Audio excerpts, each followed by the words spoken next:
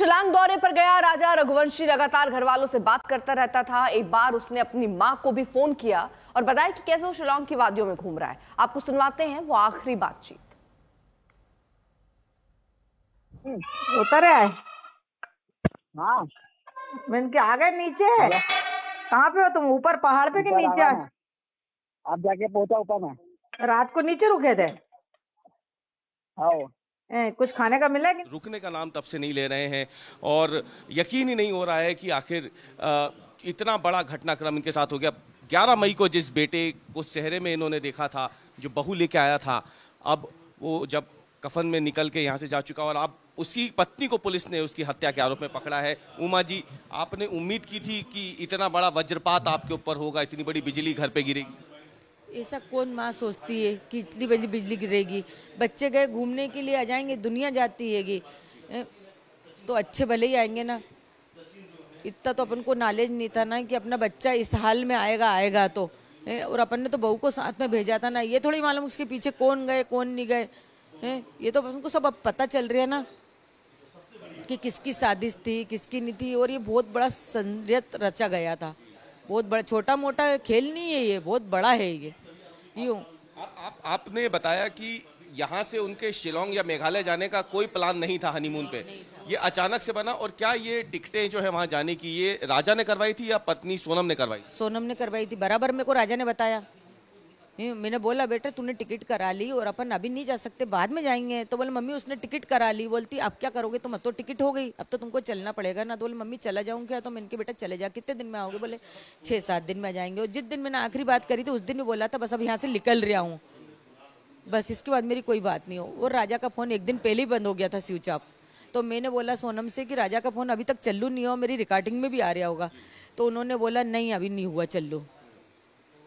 आप जब यहाँ से इन लोग जा रहे थे तो किसी तरीके का कोई मन में आपके वहम, कोई डर उस वक्त आया था जब ये यहाँ से जा रहे थे? आपने कहा कि राजा ने जो सोने की चेन पहनी थी, कैश भी काफी था, तो एक मन में डर था एक माँ के कि इतना सब कुछ लेके कौन घूमने जाता है? डर जब बना मेरा, जब गले में चेन देखी तो मैंने उसको राजा को फोन लगाया। आधी रास्ता पहुंचा था जब मैंने राजा से बात करी थी, तो राजा से मैंने बोला कि बेटा कहाँ तक पहुंच गया? तो उसने बोला मम्मी यहाँ तक पहुंच गया। तो उसने उधर से क्या बोला कि मम्मी वो सोनम ने मेरे से बोला चेन लेके आना। तो मैंने बोला कि बोल देना मैं तो कोई लेके नहीं आ रहा हूँ चेन, तुमको पहनना पहनो, मेरे को तो कोई नहीं पहनना, मतलब यूँ बोल दिया। तो फिर है ना मैंने राजा की एयरपोर्ट की फोटो देखी तो कॉलर के वहाँ चेन दिखी। तो मैंने उसको तुरंत फिर से फोन लगाया। मैंने कहा राजा तूने चेन क्यों पहन के गया? अभी तो क्या बोल रहा था मैंने चेन नहीं पहनी, ये फोटो में तो चेन आ रही, मैंने की एयरपोर्ट की। तो मम्मी मेरे को सोनम ने बोला था कि चेन पहन के आओ। बोले मैंने भी तो सब पहना। तो मैंने की सोनम ने क्या पहना? तो उसने तो मिनी पहना था और एक ब्रेसलेट पहना था डायमंड का और अंगूठी पहनी थी, बाकी उसने और बाकी रकम नहीं लेके गई थी। और उसने आप ये बताना चाह रही हैं कि पूरी एक साजिश थी, उसी साजिश के तहत आपके बेटे को इतने दूर ले जाया गया मेघालय और वहां पे उसकी हत्या की गई? नहीं तो वो साजिश ही है ना। और चेन पहनने की कौन पत्नी बोलती? मैंने उनकी माँ से ये बात रखी कि देखो राजा ने चेन पहन के गया तो मेरे को डर लग रहा है, खतरा लग रहा है, क्योंकि जरा ही सा भी अपने गले में होगा। मैं 2-3 लाख की बात नहीं कर रही कि 2-3 लाख गए तो जाए, मगर है ना उससे क्या खतरा रहेगा। मेरे को बहुत डर लग रहा है कि मेरे छोरे के गले में कभी दिख जाएगा। तो मैंने उसको इतना बोला कि बैग में रख लेना बेटा निकाल के। तो बोले ठीक है मम्मी मैं होटल में जाके बैग में रख लूंगा। उसने इतना भी मेरे को बताया। आपको बिल्कुल सोनम पे शक नहीं हुआ था? उसके हाव भाव से, बातचीत से हुआ था, वो बात ही इतनी मीठी करती थी कि मैं कैसा शक कर सकती सोनम पे। आपने खुद उस दिन फोन लगाया था, उन लोगों का व्रत था, हमने फोन पे बातचीत सुनी थी। आप वो अच्छे से बात कर रही थी, मैं भी अच्छे से बात कर रही थी, बराबर बात चल रही थी। फिर मैंने बोला राजा से बात करा दो। तो बोले अभी थोड़ी देर बात कराऊंगी। उसने यूँ बोला कि थोड़ी देर बात कराऊंगी। मैंने कहा राजा का फोन अभी भी स्विच ऑफ आ रहा है, चल्लू नहीं हुआ क्या? तो बोले नहीं मम्मी। सोनम के परिवार वाले अभी भी इस बात को मानने को तैयार नहीं है। वो पुलिस की थ्योरी को झुठला रहे हैं। वो कह रहे हैं कि उनकी बेटी ऐसा नहीं कर सकती है, लेकिन पुलिस कह रही है कि उसके पास सारे सबूत है, चैटिंग है, कॉल रिकॉर्ड्स हैं और जो लोकेशन वो साझा कर रही थी वो तमाम चीजें पुलिस के पास मौजूद है।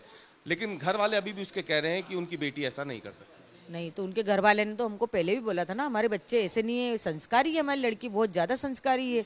तो हमने तो वो संस्कारी पे विश्वास करा ना। समाज में विश्वास नहीं करेंगे तो कहाँ करेंगे बोलो? हम समाज में शादी करी किस लिए करी? विश्वास के लिए करता ना कोई भी इंसान समाज में शादी। सोनम को किसने चुना था राजा के लिए?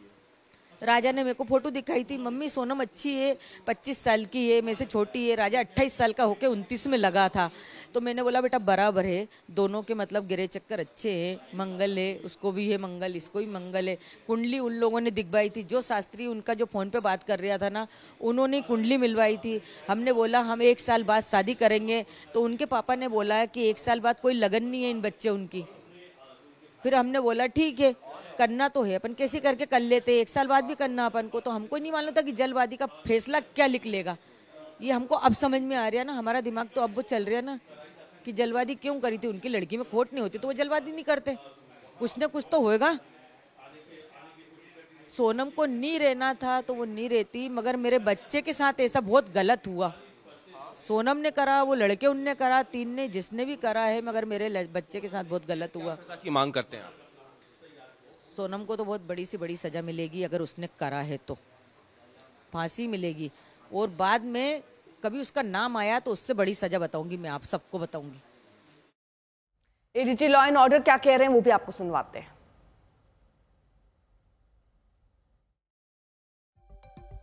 ADG law and order Amitabh हमारे साथ हैं। अमिताभ जी, सोनम की जिस तरह से गिरफ्तारी हुई है, क्या कुछ कहेंगे यूपी पुलिस का इसमें? कैसे यूपी पुलिस को इंदौर पुलिस से सूचना प्राप्त हुई थी। सोनम रघुवंशी ने खुद ही फोन करके बताया इंदौर पुलिस को कि वो बनारस गाजीपुर मार्ग पर स्थित काशी ढाबे पर हैं।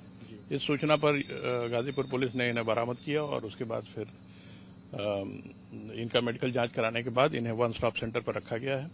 और इंदौर पुलिस और मेघालय पुलिस रास्ते में है। जैसे ही वो आते हैं वो कानूनी प्रक्रिया पूर्ण कर उनसे इंट्रोगेशन करेंगे और आगे कार्रवाई करेंगे। यूपी पुलिस ने भी कुछ इंट्रोगेशन किए, कुछ डिटेल सामने आप लोग? यूपी पुलिस ने कोई भी इंट्रोगेशन नहीं किया है, ये काम मेघालय पुलिस द्वारा ही किया जाएगा। Thank you sir. तो ये आपने सुना, अमिताभ यश हैं, एडीजी लॉ एंड ऑर्डर हैं उत्तर प्रदेश से, और लगातार बैठकों का दौर तो यहाँ जारी है। लेकिन उस बीच में एक बड़ी सफलता है जो तमाम स्टेट्स की पुलिस को मिली है। UP police, Shillong police, Indore police, जिसमें सोनम को फिलहाल गिरफ्तार कर लिया गया है। कैमरामैन संदीप दुबे के साथ समर्थ श्रीवास्तव, लखनऊ आज तक।